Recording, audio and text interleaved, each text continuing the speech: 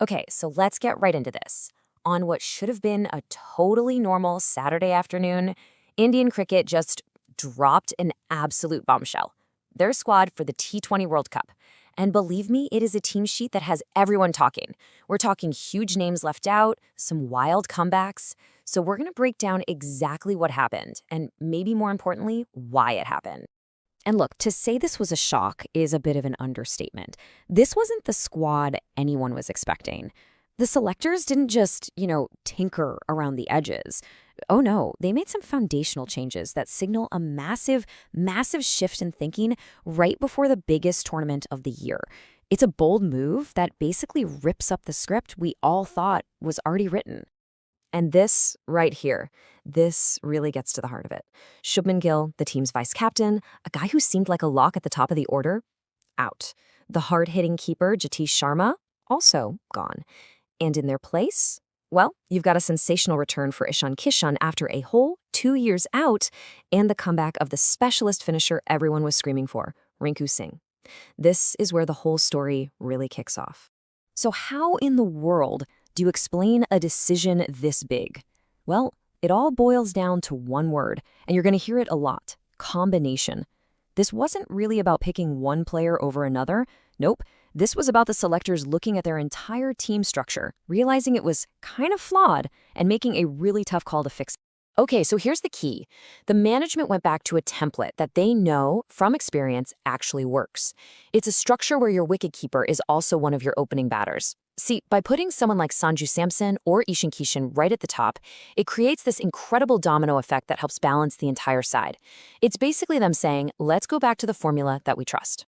And, this wasn't some kind of panic move. According to ESPN Cricinfo, it's a very clear admission from the team management that their last experiment, playing a specialist opener like Gill and then a separate keeper down the order, was a misstep. It just wasn't working.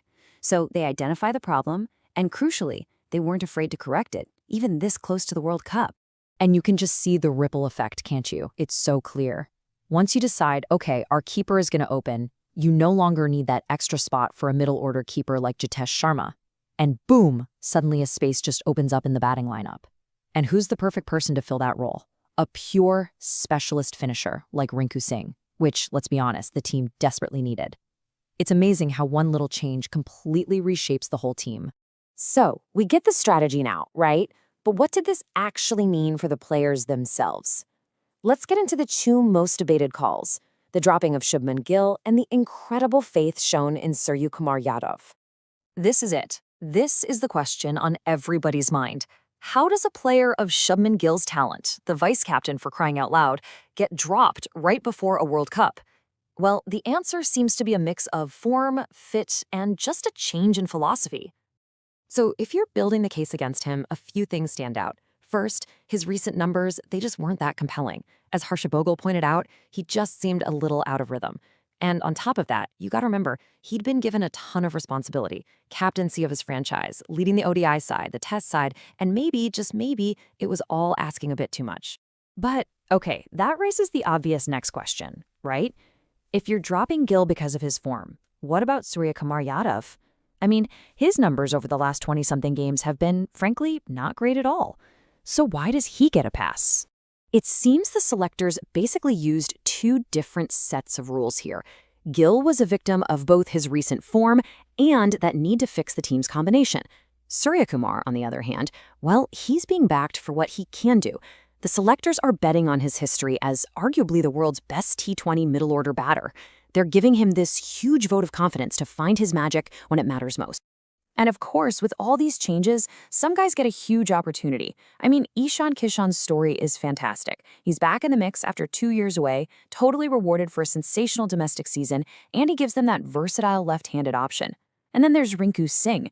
This selection is a huge statement that his specialized role as a finisher, a guy who can just walk in and attack fast bowlers from ball one, is way too valuable to leave at home.